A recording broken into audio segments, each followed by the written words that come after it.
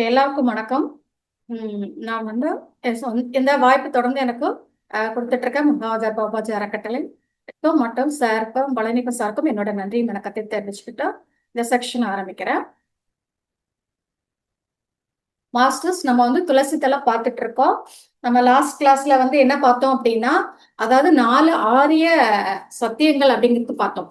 ஒன்றும் இல்லை, என்ன அப்படின்னா இந்த பிரபஞ்சம் முழுக்கும் நம்மளுக்கு என்ன வியாபிச்சிட்டு இருக்கு அப்படின்னா துக்கம் அப்படிங்கிறது வியாபிச்சிட்டு இருக்கு. வியாபித்தல்ங்கிறது என்ன பரவிட்டு இருக்கு, ஃபுல்லா துக்கம் பரவிட்டு இருக்கு. அந்த துக்கத்துக்கு காரணம் என்ன அப்படின்னு சொல்றாங்க அப்படின்னா நம்மளுடைய பேராசை தான் அப்படின்னு சொல்றாங்க. ஸோ அந்த பேராசை எப்படி வருது? நம்மளுக்கு வந்து அறியாமை, அதாவது அவித்தியன்னு சொல்றாங்க. நம்ம வந்து அறியாமையா இருக்கோம், ரைட்டு, புரிதல் இல்லை நம்மளுக்கு.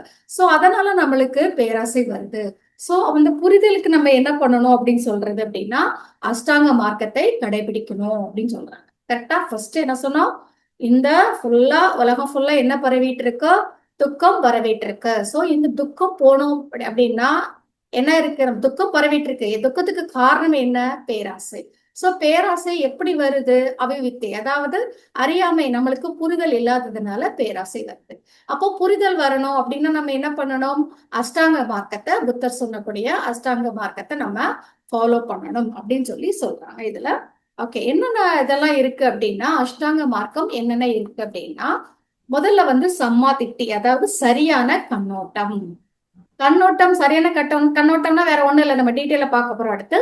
ஆன்மா, ஏற்கனவே சொன்னது, நம்ம ஒரு ஆன்மா, நம்ம கிட்ட இவ்வளவு ஆற்றல் இருக்கு, இது எல்லாமே டெம்பரவரி தான், எல்லாமே மாறக்கூடியது தான்.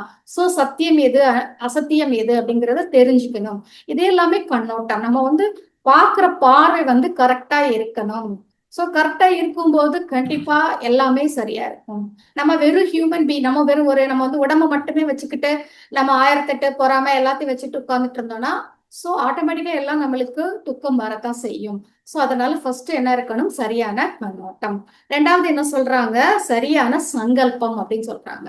சோ நம்மளுடைய ஆசை, விருப்பம், அந்த இதெல்லாம் கரெக்டா இருக்கணும் அப்படின்னு சொல்றாங்க. எதுக்கு, தேவைக்கு எந்த தேவை வேணும், என்ன நம்ம நெசசரி இருக்கா, சோ அப்படிங்கறத எல்லாம் தெரிஞ்சுக்கிட்டு அதுக்காக நம்ம சங்கல்பம் வைக்கும் போது, கரெக்டான இதை நம்ம விருப்பப்படும் போது எல்லாமே நம்மளுக்கு கரெக்டா நடக்கும் மாஸ்டர்ஸ். ஓகேயா?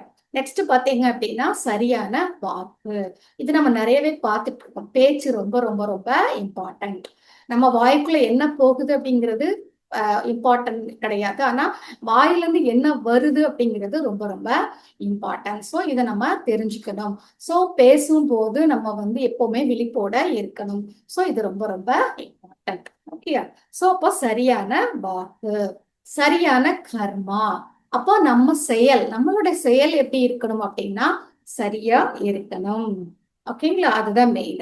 சரியான வாழ்க்கை, நம்மளுடைய வாழ்க்கை முறை கரெக்டா இருக்கணும். அப்புறமா சரியான சிரத்தை, ஈடுபாடு, எதுல ஈடுபாடு காட்டணும், எவ்வளவு ஈடுபாட்டு காட்டணும், எதுல கவனமா இருக்கணும், எல்லாமே கரெக்டா நம்ம செய்யணும். ஓகே, அததான் ஃபாலோ பண்ணணும். சரியான கவனம், இதுவும் அதேதான். எந்த நம்ம அந்த கண்ணோட்டம்ங்கிறது தான், நீ கவனத்தை எங்க வைக்கிறாங்கதான் வாழ்க்கை. நல்லா சொல்லுவாங்க, நீங்க கவனம், உங்க கவனம் வந்து எந்த இடத்துல இருக்கு. ஃபார் எக்ஸாம்பிள், நீங்க நம்ம வந்து இப்போ ஒரு இடத்துல பாஸ் பண்ணணும், இப்போ ஐஏஎஸ் பாஸ் பண்ணணும், இல்லை இந்த மாதிரி ஒரு எக்ஸாம் பாஸ் பண்ணணும் அப்படிங்கிற இடத்துல கவனத்தை வச்சுட்டு முழுசா நீங்க உழைச்சிங்கன்னா கண்டிப்பா நீங்க அந்த இடத்துல சக்சஸ் ஆவீங்க. அப்போ கவனத்தை நம்ம எங்க குவிக்கிறோமோ அங்க வந்து நம்ம வந்து சக்சஸ் ஆகும். அப்போ கவனம் எங்க இருக்கோ அதுவா நம்ம மாறுவோம். ஓகே தானே? சோ அப்போ அந்த கவனத்தை எங்க வைக்கணும் அப்படிங்கறது தெரிஞ்சுக்கிட்டு வைக்கும் போது கண்டிப்பா நம்மளுக்கு அந்த மாற்றம் நடக்கும். சோ அதுதான் இங்க சொல்லியிருக்காங்க, சரியான கவனம்.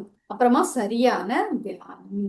சோ இந்த அஷ்டாங்க மார்க்கம், சரியான தியானம்னா ஆனாபானா சதி தியானம், சுவாசத்தை கவனிக்கிறது, மூச்சை கவனிக்கிறது. சோ இந்த மாதிரி எல்லாத்தையும் கரெக்டா நம்ம ஃபாலோ பண்ணும்போது இந்த 8 மார்க்கங்கள் சொல்லியிருக்காங்க, அஷ்டாங்க மார்க்கம் சொல்லிட்டு இந்த 8 வழியும் நம்ம வந்து புத்தர் சொன்ன வழிதான். இதை நம்ம கரெக்டா நம்ம ஃபாலோ பண்ணாலே நம்மளுக்கு இந்த பேராசை அப்படிங்கிறதுல இருந்து வெளியில நம்ம வந்துருவோம். சோ கண்டிப்பா ஃபாலோ பண்ணணும். Daily daily daily daily check பண்ணணும். நம்ம அஷ்டாங்க மார்க்கத்துல கரெக்டா இருக்கிறோமா, சரியான கண்ணோட்டத்துல இருக்கோமா, சரியான விருப்பம் சங்கல்பத்துல இருக்கிறோமா, சரியான வாக்கு சரியான பேச்சு பேசுறோமா, சரியா செய்யறோமா, சரியான கர்மா சரியான செயல்முறை கரெக்டா இருக்கா, நம்ம செய்யறது எல்லாம் கரெக்டா இருக்கா, நம்மளுடைய வாழ்க்கை முறை கரெக்டா இருக்கா, நம்மளுடைய ஈடுபாடு எதுல இருக்கு அது கரெக்டா இருக்கா, நம்மளுடைய கவனம் எந்த இடத்துல நம்ம கவனத்தை வச்சிருக்கோம் அது கரெக்டா இருக்கா, சோ தியானம் கரெக்டா பண்றோமா, இது எல்லாம் நம்ம ஃபாலோ பண்ணும்போது கண்டிப்பா நம்மளுடைய அந்த அவிவித்யா அதாவது அந்த அறியாமை நீங்கி நம்மளுடைய பேராசை வந்து என்ன செஞ்சிருது நமக்கு வந்து போயிருதுங்க மாஸ்டர்ஸ். ஓகேங்களா? சோ இதுதான் மெயினா அஷ்டாங்க மார்க்கம் புத்தர் சொன்னக்கூடிய அஷ்டாங்க மார்க்கம். ஓகே, சோ அஷ்டாங்க மார்க்கத்தை ஃபாலோ பண்ணும்போது அவிவித்தியை போகுது, அவிவித்தியை போகும்போது ஆட்டோமேட்டிக்கா பேராசை போகுது, பேராசை போகும்போது துக்கம் போகுது. பாருங்க, ஒண்ணுல இருந்து கொண்டு வரணும், அவ்வளவுதான். ஓகேங்களா? நெக்ஸ்ட் சரியான கண்ணோட்டத்தை அழகா சார் எக்ஸ்பிளைன் பண்ணியிருக்கிறாங்க. அதாவது சரியான கண்ணோட்டம் அப்படின்னா நம்ம வந்து ECW அதாவது energy then consciousness and wisdom, அதாவது சக்தி சைத்தன்யம் ஞானம், இந்த மூணும் சேர்ந்த கலவை தான். எப்பவுமே மறந்துடாதீங்க, நம்ம வந்து ECW தான். சோ நம்ம என்னதான் இருக்கும், எனர்ஜியா இருக்கும், கான்சியஸ்னஸா இருக்கும், விஸ்டம், இந்த மூணும் சேர்ந்ததுதான். இதுல ஒண்ணு கூட இது கிடையாது. அப்போ நம்ம எப்போ நினைச்சாலும் இந்த நம்ம மூணும் சேர்ந்ததுதான் அப்படிங்கிறது நம்மளுக்கு ஞாபகம் இருக்கணும். அப்போ பௌதிக சர்வத்தை தவிர நம்மளுக்கு என்ன இருக்கு, சைத்தன்யம். சோ மெயினா சைத்தன்யம்ங்கிறது ஒண்ணும் இல்ல, கான்சியஸ்னஸ் உணர்வு நிலைன்னு சொல்றலாம். எப்பவுமே மாறாம இருக்கிறது தான் சைத்தன்யம். சோ அந்த உணர்வு நிலை வந்து நம்மளுக்கு வந்து எப்பவுமே என்ன செய்யாது, மாறாது. அப்போ சைத்தன்யத்துக்காக பௌதிக சரீரம் வந்து பிறக்கல, சரி சைத்தன்யத்துக்காக தான் பௌதிக சரீரம் வந்திருக்கே தவிர பௌதிக சரீரத்துக்காக சைத்தன்யம் இல்லை அப்படிங்கிறத நம்ம தெரிஞ்சுக்கலாம். அதாவது ஆன்மாவுக்காக தான் உடலை தவிர உடலுக்காக ஆன்மா இல்லை. அதாவது அந்த சைத்தன்யம் அப்படிங்கிறது தான் உண்மை நிலை, உணர்வு நிலை ஞாபகம் வச்சுக்கோங்க. சோ உணர்வு நிலை தான் எப்பவுமே நம்மளுக்கு மாறாம இருக்கிறது. ஓகேயா? அப்ப அந்த சைத்தன்யத்துக்கு வந்து எல்லையே கிடையாது. அது வந்து அதுல அசாத்தியம்னே கிடையாதுன்னு சொல்றாங்க. அசாத்தியம் அது செய்ய முடியாது அப்படின்னு எதுவுமே கிடையாது அப்படின்னு சொல்றாங்க. ஓகேயா? சோ அதே மாதிரி அனைத்தும் தற்காலிகமானதே. இது எல்லாமே சரியான கண்ணோட்டம் மாஸ்டர்ஸ். இதெல்லாம் நம்ம வந்து லைஃப்ல அப்ளை பண்ணிட்டோம் அப்படின்னா நம்ம சரியான கண்ணோட்டத்துல இருக்கோம், நம்மள வந்து பாக்குற பார்வை கரெக்டா இருக்கு. சோ அதுதான். அதே மாதிரி இன்னும் நல்ல பாயிண்ட், நம் சுய விருப்பப்படி எங்கேயும் எப்பொழுதும் நாமே நம்மை உருவாக்கி கொள்கிறோம். இதை எப்பவுமே மறக்காதீங்க. நம்ம வந்து நம்மள நாமே தான் செதுக்கிக்கிறோமே தவிர வேற யாரும் நம்மளுக்கு வந்து எதுவும் பண்ணல. ஈச் அண்ட் எவ்ரி ஸ்டெப் எல்லா கணத்துலயும் நம்ம நாமே என்ன செஞ்சுக்கிறோம், நம்மள செதுக்கிக்கிறோம். சோ இத நம்ம கண்டிப்பா தெரியணும். நம்ம அதான் சொல்லியாச்சு, நம்ம சந்தோஷமா இருந்தாலும் துக்கமா இருந்தாலும் நமக்கு தான், நம்ம தான் காரணம். அதுதான் மெயினா. அதே மாதிரி ஃபியூச்சர் அப்படிங்கிறது எதுவுமே இல்லை அப்படின்னு சொல்றாங்க. எதிர்காலம் நல்லா யோசித்து பாருங்க. எதிர்காலம்ங்கிறது என்னைக்காச்சும் நீங்க பாத்துருக்கீங்களா? எதிர்காலத்தை யாருமே நம்ம என்ன செய்யல, பார்க்கல. சோ எதிர்காலத்துக்காக பிளான் பண்றோம்னா டெய்லி டெய்லி நம்ம நிகழ்காலத்துலதான் வாழ்றமே தவிர எதிர்காலத்துல நம்ம ஒரு நாளுமே என்ன செய்யறது இல்ல, வாழ்றதே இல்லை. அதனால எதிர்காலம் அப்படிங்கிறது ஒண்ணுமே கிடையாது அப்படிங்கறத இதுல சொல்றாங்க. ஓகே, அதே மாதிரி நிறைய சோ அப்ப நிகழ்காலத்துல நீங்க கவனத்தை வைங்க, அது போதும். சோ இதெல்லாமே சரியான கண்ணோட்டம், அதுதான் சொல்றாங்க. சோ இது மாதிரி அதே மாதிரி நிறைய இதெல்லாமே நிறைய நம்ம ஃபாலோ பண்ண கண்டிப்பா நம்மளோட வாழ்க்கை வந்து மாறும். அப்போ எதுக்கு வந்து இம்பார்ட்டன்ஸ் தரணும், அந்த கண்ணோட்டம் எப்படி இருக்கணும், மாறக்கூடியதுல போய் கொடுத்து மல்லு கட்டிட்டு நிக்க கூடாது. ஏன்னா இன்னைக்கு இருக்கும் நாளைக்கு இருக்காது. சோ அப்போ வந்து அதுல போய் உட்கார்ந்துட்டு நம்ம டோட்டல் டைம் வேஸ்ட் பண்ணும்போது லாஸ்ட்ல நம்மளுக்கு எதுவுமே இல்லாதது மாதிரி ஒண்ணு தோணும். சோ அப்ப எதுக்கு வந்து இம்பார்ட்டன்ட் தரணும், எதுக்கு இந்த மாதிரி எவ்வளவு பெர்சன்டேஜ் இம்பார்ட்டன்ட் தரணும் தெரிஞ்சுக்கிட்டு நம்ம பண்ணும்போது லைஃப் வந்து ரொம்ப ஹாப்பியா இருக்கும் மாஸ்டர்ஸ். இதுதான் சரியான கண்ணோட்டம் அப்படிங்கிறது. ஓகே, சரியான கண்ணோட்டமா இருந்தாலே கண்டிப்பா எல்லாமே மாறும். அந்த கண்ணோட்டத்துல நம்ம கவனத்தை வைக்கும் போது பாருங்க, நம்ம அதுவாவே மாறிடுவோம். சோ எல்லாமே நல்லபடியா நம்மளுக்கு நடக்கும். ஓகே, சோ சரியான கண்ணோட்டம். அப்புறமா பாத்தீங்கன்னா மத்திய மார்க்கத்தை பத்தி பேசுறாங்க சார். இது நம்ம நிறைய வாட்டி பார்த்திருக்கோம், மத்திய மார்க்கம். சோ நடுவுல இருங்க, இப்படியும் இல்லாம அப்படியும் இல்லாம அதுக்குள்ளே போய் விழுந்துடக்கூடாது. பௌதிக லைஃப்லயே டோட்டலா விழுந்துடக்கூடாது. அதே மாதிரி ஆன்மீகத்துக்குள்ளேயே போய் டோட்டலா எல்லாத்தையும் குடும்பத்தெல்லாம் விட்டுட்டு போய் என்ன செஞ்சிடக்கூடாது, அதுக்குள்ளேயே நிக்க கூடாது. ரெண்டையும் என்ன செய்யணும், பேலன்ஸ் பண்ண கத்துக்கணும். அததான் பகவத்கீதை கூட சொல்லுது பாருங்க, யுக்தாஹார விகாரஸ்ய யுக்த சேஷ்டஸ்ய கர்மசு யுக்த ஸ்வப்னாவ போதஸ்ய யோகோ பவதி துஸ்தகா. யுக்தாஹார விகாரஸ்ய யுக்த சேஷ்டஸ்ய கர்மஷு யுக்த ஸ்வப்னாவ போதஸ்ய யோகோ பவதி புஸ்தகா. அதாவது நடுநிலை தான் சொல்றாங்க கிருஷ்ணாவும். மிதமான உணவு, மிதமான பொழுதுபோக்கு, மிதமான கடமைகள், மிதமான நித்திரை, மிதமான தியானம். ஓகே, சோ எல்லாத்தையுமே மிதமா இருந்தா போதும் அப்படின்னு சொல்றாங்க. தியானத்தை கூட காலையில இருந்து நைட் வரைக்கும் தியானமே பண்ணிட்டு இருந்தீங்கன்னா இப்ப குடும்பத்தெல்லாம் எப்படி பாக்குறது, உங்க கடமைகள் எல்லாம் எப்படி செய்யறது? சோ அந்த பௌதிக உழைப்புக்கு லைஃபுக்குள்ள வாழணும்னா பணம் வேணும், உழைக்கணும், குடும்பத்தை பார்க்கணும். எல்லாமே நம்ம வந்து கடமை எதையுமே விட்டுட்டு எதையுமே நம்ம என்ன செய்யக்கூடாது, ஃபுல்லா செய்யக்கூடாது. அதுக்கான டைம் ஒதுக்கிட்டு நம்ம என்ன செய்யணும், பண்ணணும் அப்படிங்கிறது ரொம்ப ரொம்ப இம்பார்ட்டன்ட். எதுக்குமே அளவுக்கு மீறி தூங்கிட்டே 8 மணி 10 மணி நேரம் 12 மணி நேரம் தூங்கணும்னு என்னத்துக்கு ஆகுறது? சோ நம்ம வந்து எல்லாமே ஒரு அளவோட வச்சுக்கணும் அப்படிங்கறத இந்த இடத்துல சொல்றாங்க. அப்போ நடுநிலையை அனுசரித்தால் துக்கத்திலிருந்து விடுபடலாம். பாத்தீங்களா?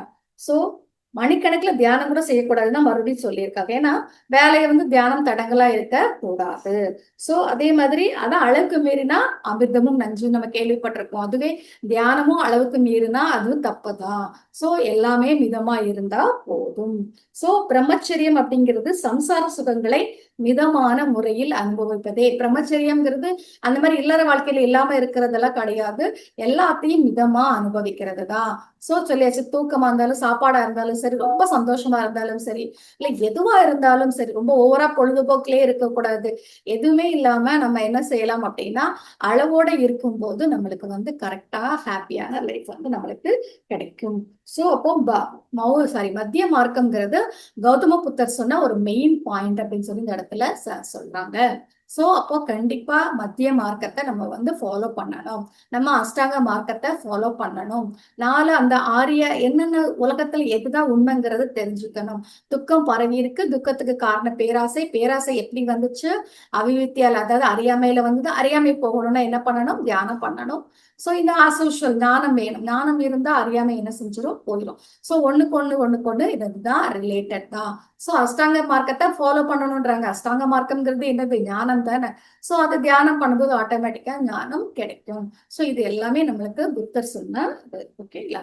அப்புறம் இன்னும் கூட புத்தரோட இது இருக்கு. பிரம்ம விகாரங்கள் அப்படின்னு சொல்லி சொல்றாங்க. இது ரொம்ப நல்லா தெரிஞ்சுக்க வேண்டியது மாஸ்டர்ஸ்.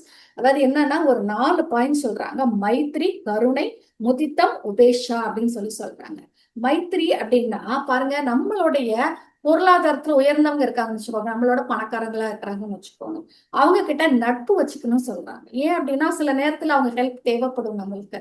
அதனால அவங்கள ரொம்ப எதிரியா இல்லாம அவங்களுக்கு நட்போட அவங்க கூட இருக்கணும் அப்படின்னு சொல்லி சொல்றாங்க. அதே மாதிரி கருணை, நம்மளோட பொருளாதார ரீதியில ரொம்ப கம்மியா இருக்காங்க, குறைஞ்சவங்க மேல நம்ம கருணையோட நடந்துக்கணும். நம்ம தான் பெரிய ஆளுன்னு சொல்லிட்டு என்ன செய்யக்கூடாது, பண்ணக்கூடாது. சோ அவங்க கிட்ட கருணையா இருக்கணும். சோ நம்மளுக்கு மேல உள்ள பொருளாதாரத்துல இருக்கிறவங்க கிட்ட நட்பு, நம்மளுக்கு கீழே பொருளாதாரத்துல உள்ளவங்க கிட்ட கருணை. நல்லா ஞாபகம் வச்சுக்கோங்க. அதே மாதிரி முத்தித்தம் அப்படின்னா நம்மளோட ஆன்மீக லெவல்ல ரொம்ப நல்லா இருக்கிறாங்கன்னு வச்சுக்கோங்க. சோ அவங்க கிட்ட எப்படி இருக்கணும் அப்படின்னா நல்லா நட்பா, சந்தோஷமா, மகிழ்ச்சியான நிலையில சேர்ந்து இருக்கணும் அப்படின்னு சொல்றாங்க. அப்பதான் நம்ம நிறைய அவங்க கிட்ட இருந்து கத்துக்க முடியும். ஓகேயா? அதே மாதிரி ஆன்மீக ரீதியா கீழே இருக்கவங்க கிட்ட கருணை எல்லாம் காட்ட வேண்டாம், கொஞ்சம் தள்ளி இருக்கலாம் அப்படின்னு சொல்லி சொல்றாங்க. ஏன் அப்படின்னா சில பேர் வந்து கொஞ்சம் வந்து அந்த ஆன்ம நிலையில கொஞ்சம் கீழே இருப்பாங்க. அவங்க நீங்க சொல்றதெல்லாம் புரிஞ்சுக்க மாட்டாங்க. நீங்க அவங்க கிட்ட கொண்டு போய் சொல்லி மண்டையை போட்டு உடைச்சுக்க வேண்டாம், கொஞ்சம் டிஸ்டன்ஸ். அதே மாதிரி சில பேர் உங்களுக்கு ரொம்ப ஹர்ட் பண்ணிக்கிட்டே இருப்பாங்க. ஏன்னா அவங்களுக்கு அந்த புரிதல் இருக்காது, பொறாம இருக்கும், எல்லாமே அந்த அரிஷ்ட வர்க்கங்கள்லாம் இருப்பாங்க. சோ அவங்க கிட்ட எல்லாம் கொஞ்சம் தள்ளி இருக்கலாம். சொல்லுவோம், நம்ம எவ்வளவுதான் இது பண்ணாலும் அவங்க எங்களை வந்து என்னை வந்து இது பண்ணிட்டே இருக்காங்க, திருப்பி திருப்பி ஹர்ட் பண்றாங்கன்னா ஓகே ரைட், அவங்கள அந்த டிஸ்டன்ஸ்லயே வைங்க அப்படின்னு சொல்லி சொல்றாங்க. தூக்கி எப்பவுமே கையிலேயே வச்சுக்கிட்டு ஐயோ என்னை ஹர்ட் பண்றாங்கன்னு சொல்லாம கொஞ்சம் டிஸ்டன்ஸ் மெயின்டைன் பண்ணலாம். டோட்டலா அவங்களை தூக்கி தூர போட்டுறக்கூடாது. சோ ஆனா என்ன செய்யலாம்னா ஒரு டிஸ்டன்ஸ்ல இருக்கலாம். அதுதான் என்ன சொல்றாங்க, உபேக்ஷான்னு சொல்றாங்க. அதாவது ஆன்மீகத்தில் நம்ம கீழ்நிலையில் இருப்பவர்களிடம் சற்று ஒதுங்கியே இருக்கணும் அப்படி சொல்றாங்க. இதெல்லாத்தையும் ஃபாலோ பண்ணணும் அப்படின்னு சொல்லி சொல்றாங்க. எல்லா நேரத்திலயும் நம்ம என்ன செய்யணும், ஃபாலோ பண்ணணும்.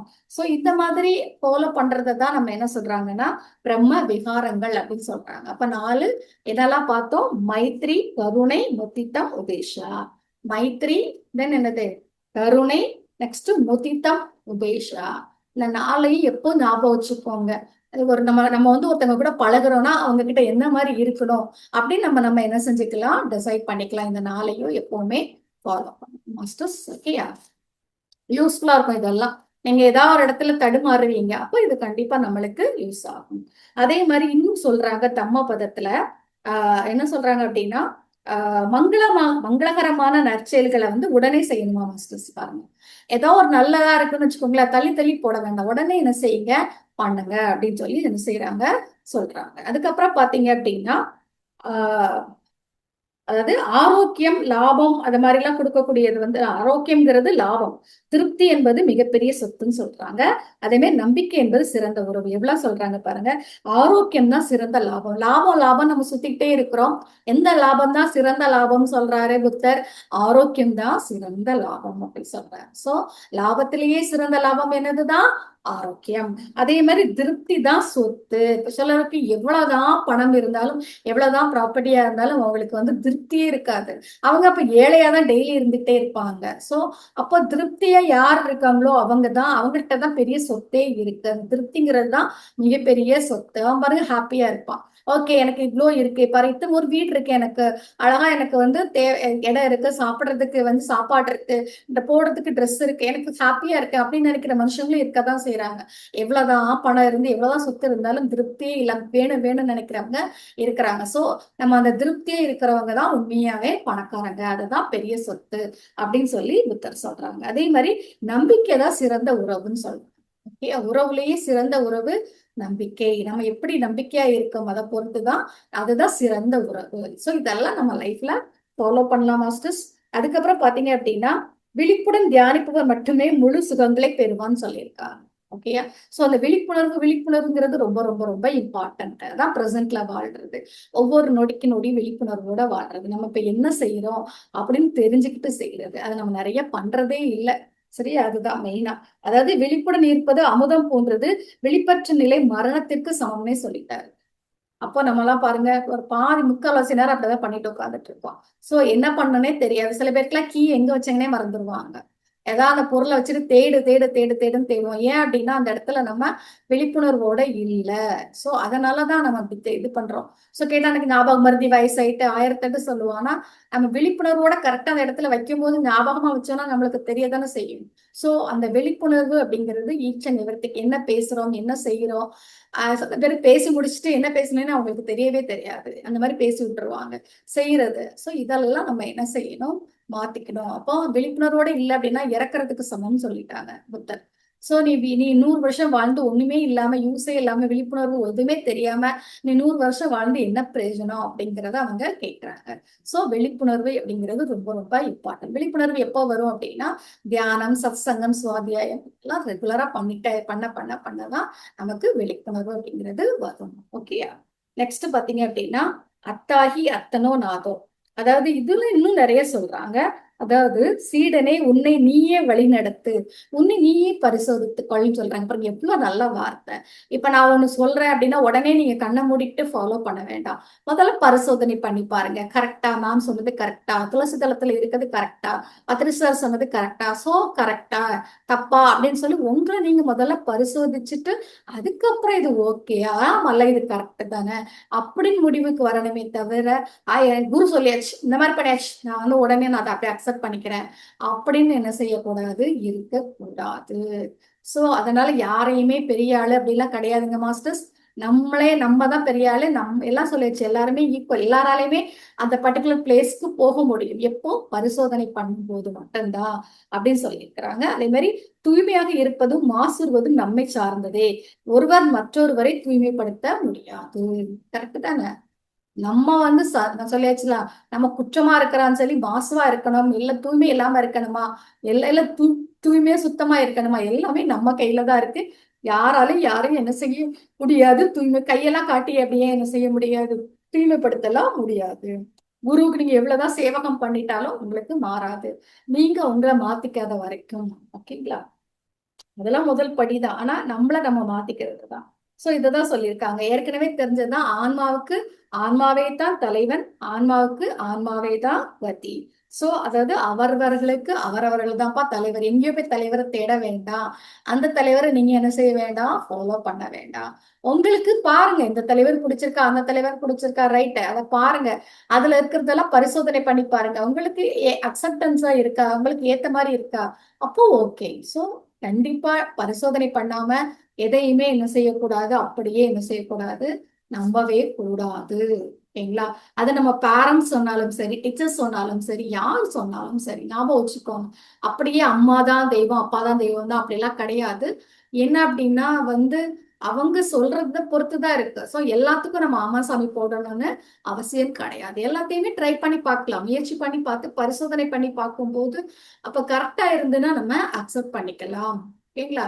அதனால வந்து எல்லாமே எல்லாத்துக்கும் யாராவது சொன்னாலும் அப்படி தலைய ஆட்டணும்னு அவசியம் கிடையாது. இதுதான் சொல்லியிருக்காங்க. சோ பரிசோதனை பண்ணி பாருங்க அப்படின்னு சொல்லிட்டு. அப்ப இன்னொன்னு பார்த்தோம் அப்படின்னா புத்தரோட பார்வையில பிராமணன் அப்படின்னா யாரு அப்படின்னு சொன்னா அவர் என்ன சொல்றாரு, ஒரு பிராமண சமூகத்துல பிறந்தவங்கள நான் பிராமணன் சொல்றது கிடையாது. யாருக்கு சத்தியம் அசத்தியம் சத்தியம் தெரிஞ்சு அந்த ஞான பாதையில போய் அந்த ஆன்ம ஞானத்தை தெரிஞ்சு அந்த என்ன சொல்றது, பிரம்ம ஞானத்தை பெற்றவனை மட்டும்தான் நான் வந்து பிராமணன் சொல்றேன் அப்படின்னு சொல்லி புத்தர் சொல்றாரு. அப்போ பிறப்பால வந்து ஒரு பிராமணன்கிறது வந்து பிராமணன் கிடையாது. அவங்க முயற்சியால அந்த பிரம்ம ஞானத்தை எப்போ அவங்க பெறுறாங்களோ அவங்கதான் பிராமணன் அப்படின்னு சொல்லி சொல்றாங்க. ஓகேங்களா?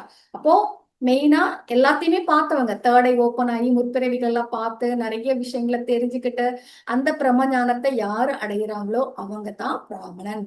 சோ பிராமணன் மீன்ஸ் பிரம்ம ஞானத்தை அறிந்தவன். ஞாபகம் வச்சுக்கோங்க. பிறப்பால ஒரு பிராமண பெண் வயித்துல பிறந்துட்டா மட்டும் அவங்க என்ன கிடையாது, பிராமணன் கிடையாது அப்படின்னு சொல்லிட்டு புத்தர் வந்து என்ன செஞ்சிருக்காங்க, சொல்லிருக்காங்க. இப்பதான் புத்தரோட இதுல எல்லாம் எவ்வளவு பார்த்திருக்கோம் பாருங்க. தம்ம பதத்துல இருந்து நிறைய பார்த்தாச்சு.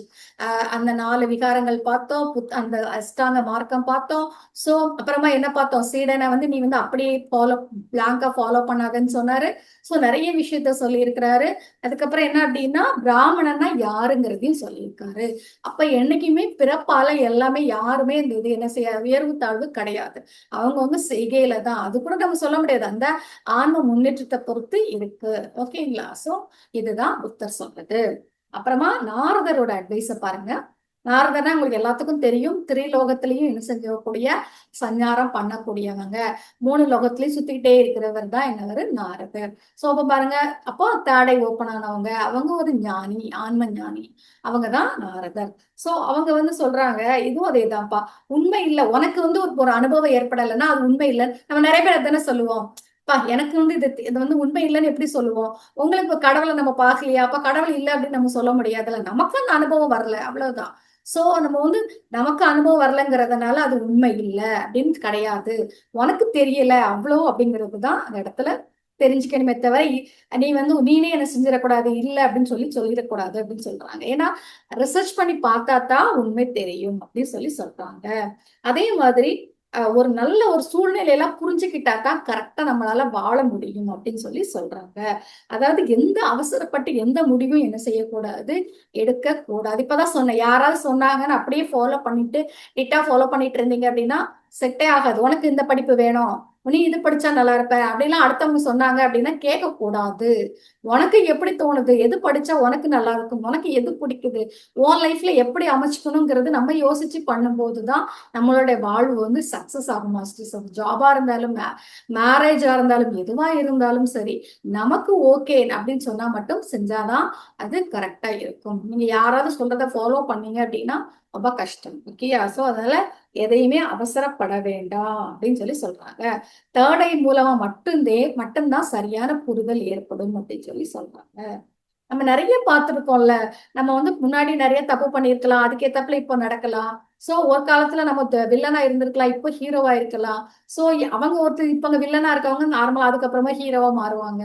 இப்ப எனிமியா இருக்கவங்க காலப்போக்கில் நம்மளுக்கு ஃப்ரெண்டா மாறலாம். சோ யாரையும் எதுக்காகவும் நம்ம என்ன செய்ய வேண்டாம், ஜட்ஜ் பண்ணவும் வேண்டாம், அவசரப்பட்டு முடிவு என்ன செய்ய வேண்டாம், எடுக்கவும் வேண்டாம் அப்படின்னு சொல்லி சொல்றாங்க. அப்போ எந்த ஒரு தீர்வா இருந்தாலும் பொறுமையா செய்யுங்க, அவசரப்பட வேண்டாம் அப்படின்னு சொல்லி சொல்றாங்க. ஓகே, எல்லாத்தையுமே ஆராய்ஞ்சு முடிவெடுக்க சொல்றாங்க. பாருங்க மாஸ்டர், பகுத்தறிவுன்னு அதுக்கு தானே நம்மளுக்கு கொடுத்துருக்குறாங்க. எஸ், இந்த பிரபஞ்சம் என்ன கொடுத்துருக்கு? பகுத்தறிவு.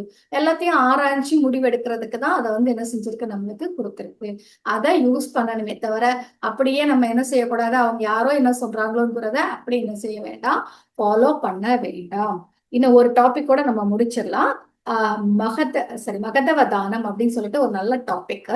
அதாவது மகத் அப்படின்னா சிறந்த, அவதானம் அப்படின்னா படித்தல். சிறந்ததை படிக்கணும். எல்லாத்தையோட சிறந்த படிப்பு எதுன்னு சொல்றாங்கன்னு பார்க்கலாமா? யாரு சொல்லியிருக்காங்க அப்படின்னா ஆதிசங்கரன் சொல்லியிருக்காங்க. அவங்களுடைய பஜகோவிந்தத்துல எது சிறந்த படிப்பு, டாக்டரா, இன்ஜினியரா, எல்லாம் என்னது, கலெக்டரா, அதெல்லாம் பாருங்க என்னன்னு பார்க்கலாம் பாருங்க. பிராணாயாமம், பிரத்யாகாரம், நித்திய அனித்திய விவேக விசாரம், ஜாப்பிய சமேத சமாதி விதானம், குரு அவதானம், மகத மகதவதானம் அப்படின்னு சொல்லியிருக்காங்க. அதாவது மகத் அவதானம், அதாவது எது சிறந்ததுன்னு சொல்லியிருக்காங்க பாருங்க. பிராணாயாமம். பிராணாயாமம்னா நம்ம மூச்சு கவனிக்கிறது தான் மாஸ்டர்ஸ். நம்ம இப்ப பண்ணிட்டு இருக்கோமே, சோ நம்ம வந்து ஆனாபானசதி தியானம் பண்றோம், மூச்சு கவனிக்கிறோம். சோ இந்த மூச்சு கவனிக்கிறது தான் பிராணாயாமம். பிரத்யாகாரம் அப்படின்னா என்ன அப்படின்னா, நம்ம மூச்சு கவனிக்க கவனிக்க கவனிக்க அப்படியே உள்ள போய் நம்ம நிறைய உலகங்களுக்குலாம் போய் நல்லது எது கெட்டது எது அப்படிலாம் நம்ம தெரியும். அது மட்டும் இல்ல, நம்மளுக்கு வந்து மெயினா வந்து சித்தம் வந்து கொஞ்சம் நம்மளுக்கு வந்து என்ன செய்யும், அமைதியாகும். ரைட் தானே? சோ அந்த இதெல்லாம் குறையும். நம்மளுக்கு வந்து குறையும் போது என்ன ஆகும் அப்படின்னா, நம்மளுக்கு வந்து எங்க இருந்து கிடைக்கும், அந்த பிரம்மரந்திரத்துல இருந்து நம்மளுக்கு வந்து என்ன கிடைக்கும், ஆற்றல் கிடைக்கும். எப்போ வந்து நமக்கு தெரியும்ல அவங்களுக்கு, நம்ம மெடிடேஷன் பண்ணும்போது அந்த கேப் வந்துட்டே இருக்கும்ல, நம்மளுக்கு வந்து ஒரு தாட்டுக்கும் இன்னொரு தாட்டுக்கும் இடையில கேப் வரும். அந்த கேப்ல வரும்போது கண்டிப்பா அந்த நேரத்துல ஒரு செகண்டா இருந்தாலும் சரி, எப்படி இருந்தாலும் சரி, அந்த நேரத்துல பிரம்மரந்தத்துல இருந்து நம்மளுக்கு எனர்ஜி கிடைக்கும். அதுதான் நம்மளுக்கு கிடைக்கக்கூடிய எனர்ஜி. அப்ப நம்மளுக்கு அந்த கேப் அதிகமாக அதிகமாக நம்மளுக்கு வந்து என்ன செய்யும், எண்ணங்கள் குறைய குறைய அதிகமான எனர்ஜி நம்மளுக்கு கிடைக்கிறது. சோ இதைத்தான் நம்ம என்ன சொல்றோம் அப்படின்னா பிரத்யாகாரம் அப்படின்னு சொல்லி சொல்றோம். அப்புறமா நித்திய அனித்திய விவேக விசாரம் சொல்றாங்க. அதாவது எது சத்தியம், எது அனித்தியம், அதாவது நித்தியம் அனித்தியம், எது வந்து நிரந்தரமா இருக்கும், எது நிரந்தரமா இருக்காது, இதெல்லாம் விசாரணை பண்ணுங்க அப்படின்னு சொல்றாங்க. இந்த மூணையும் திரும்ப திரும்ப திரும்ப பண்ண சொல்றாங்கப்பா. சரி, என்னதெல்லாம் முதல்ல என்ன சொன்ன பார்த்தோம், பிராணாயாமம், பிரத்யாகாரம், நித்திய அனித்திய விசாரம் சொல்றாங்க, ஆன்ம விசாரம். சோ டெய்லி டெய்லி டெய்லி இந்த மூணையும் ரிப்பீட் பண்ணிட்டே இருக்கணும்னு சொல்றாங்க. நம்ம வந்து கரெக்டா வந்து நல்லா மூச்சு நல்லா ஒழுங்கா கவனிக்கிறோமா, அதை ஒழுங்கா நம்ம பண்றோமா டெய்லி. அப்ப பண்ண பண்ண நம்மளுக்கு வந்து அந்த எண்ணங்கள் குறைஞ்சிக்கிட்டே இருக்கா. எண்ணங்கள் குறைய குறைய நம்மளுக்கு என்ன வருது, பிரம்மரந்திரத்துல இருந்து நம்மளுக்கு எனர்ஜி கிடைக்குது. அதுக்கப்புறமா நம்ம வந்து டெய்லி என்ன செஞ்சுட்டே இருக்கோம், நம்ம சத்தியம், அதாவது நம்ம வந்து நித்தியமான இதை வந்து நம்ம எது நித்தியம் எது அநித்தியம். சோ இப்பதான் சொன்னோம், எது நிரந்தரமா இருக்கு, எது வந்து தற்காலிகமா இருக்கு, அதெல்லாம் தெரிஞ்சுக்க தெரிஞ்சுக்க லைஃப் வந்து ரொம்ப ரொம்ப ரொம்ப ஹாப்பியா இருக்கும். இதைத்தான் சிறந்த படிப்புன்னு சொல்றாங்க. டெய்லி டெய்லி டெய்லி ரொட்டீனா நம்ம படிக்க வேண்டியது, தெரிஞ்சுக்க வேண்டியது இந்த மூணும் தான். எப்போ வரைக்கும் இந்த பயிற்சி செஞ்சுக்கிட்டே இருக்கணும்னு சொல்றாங்க அப்படின்னா, நம்ம அந்த சமாதி அப்படிங்கிற நிலைக்கு வர்றதுதான். இங்கதான் சொல்லியிருக்காங்க, ஜாப்பிய சமேத சமாதி விதானம், குரு அவதானம் சொல்லியிருக்காங்க. அதாவது சமாதி அடைகிறதுக்கு, அதாவது துக்கமற்ற நிலையை அடைவதற்கு இது ஒண்ணுதான் சரியான வழின்னு சொல்லியிருக்காங்க. நிறைய வழி மாஸ்டர்ஸ், எல்லாமே அங்க சுத்தி இங்க சுத்தி எதைதான் சொல்றோம் அப்படின்னா பாருங்க, பிராணாயாமம், பிரத்யாகாரம், அப்புறம் என்னது நித்திய அனித்திய விவேக விசாரம் சொல்லியிருக்காங்க. இந்த மூணு நம்ம டெய்லி பண்ண பண்ண பண்ண நம்ம வந்து நம்ம எப்போ வந்து பண்ணிட்டே இருக்கும்போது கண்டிப்பா நம்மளால அந்த சமாதி நிலையை அடைய முடியும். அதாவது அந்த துக்கமற்ற நிலையை அடைய முடியும். அதாவது அந்த மோட்ச நிலையை அடைய முடியும். அதாவது நம்ம பிறப்பு இறப்பு அப்படிங்கிற சுழற்சியில இருந்து நம்ம விடுதலை ஆக முடியும். சோ அது வரைக்கும் நம்ம இதை கண்டிப்பா டெய்லி டெய்லி டெய்லி ரொட்டீன் லைஃப்ல நம்ம பண்ணிட்டே தான் இருக்கணும். நம்ம எது கரெக்டா பண்றோமா, அதான் சொல்றேன், இது தற்காலிகத்துக்கு முக்கியத்துவம் தரமா இல்ல நிரந்தரமா இருக்கிறதுக்கு முக்கியத்துவம் தரோமா அப்படிங்கறத நம்ம தெரிஞ்சுக்க தெரிஞ்சுக்க லைஃப் வந்து ரொம்ப ரொம்ப ஹாப்பியா இருக்கும். ஒரு அழியக்கூடிய, மாறக்கூடிய, நிரந்தரம் இல்லாத பொருளுக்காக நம்ம என்ன செய்ய மாட்டோம், உட்கார்ந்து அழுது ஆர்ப்பாட்டம் என்ன செய்ய மாட்டோம், பண்ண மாட்டோம். சோ அதைத்தான் இங்க என்ன செஞ்சிருக்காங்க, சொல்லியிருக்காங்க. அப்போ குரு அவதானம் அப்படின்னா இந்த படிப்பை படி அப்படின்னு சொல்றது. இந்த படிப்பு தான் ரொம்ப சிறந்த படிப்பு சொல்லிட்டாங்க. மகத் அவதானம். சோ இதுதான் சிறந்த படிப்பு. இந்த படிப்பை படி. இந்த படிப்பை எப்ப வரைக்கும் படி? அந்த பிறப்பிறப்பு சுழற்சி வந்து முடியிற வரைக்கும் நீ படி. Daily daily daily daily daily படி. நீ படிச்சுட்டே இருக்கும்போது ஒரு டைம்ல உனக்கு வந்து அந்த மோட்சம் அப்படிங்கிறது கிடைக்கும் அப்படிங்கிறத சொல்லியிருக்காங்க. இது சொன்னது யாரு? ஆதிசங்கரர் அவருடைய என்ன பஜ கோவிந்தம் அப்படிங்கிறதுல சொல்லியிருக்காங்க. சோ பாருங்க, ஒவ்வொரு ஆன்மா அந்த ஸ்பிரிச்சுவல் மாஸ்டர்ஸும் ஒவ்வொன்றை வந்து என்ன செஞ்சிருக்காங்க, நம்மளுக்கு வலியுறுத்தி இருக்காங்க. பட் எப்படி சுத்தி அங்க சுத்தி இங்க சுத்தி போனாலும் அதேதான். சோ பத்ரிஜி சொன்ன மாதிரி தியானம் என்னது, சத்சங்கம், சுவாத்தியாயம், சேவை, மௌனம், இதெல்லாம் நம்ம அப்பப்போ பண்ண பண்ண பண்ண நம்ம என்ன செய்யணும், கண்டிப்பா நம்ம பிரமிட் எனர்ஜி யூஸ் பண்ணிக்கலாம். இது பௌர்ணமி எனர்ஜி யூஸ் பண்ணிக்கலாம். ஸோ இந்த மாதிரி எனர்ஜி எல்லாம் யூஸ் பண்ண நம்ம என்ன பண்ணுவோம், ஆட்டோமேட்டிக்கா சர்டன் லெவல்ல வந்து நம்மளுக்கு வந்து கண்டிப்பா மோட்சம் அப்படிங்கிற பிராப்தி அடைவோம். இந்த பிறப்பு இறப்புங்கிற சுழற்சியில இருந்து நம்ம விடுதலை ஆகும் மாஸ்டர்ஸ். Okay, thank you masters. இவ்வளவு நேரம் பொறுமையா கேட்டதுக்கு ரொம்ப ரொம்ப நன்றி.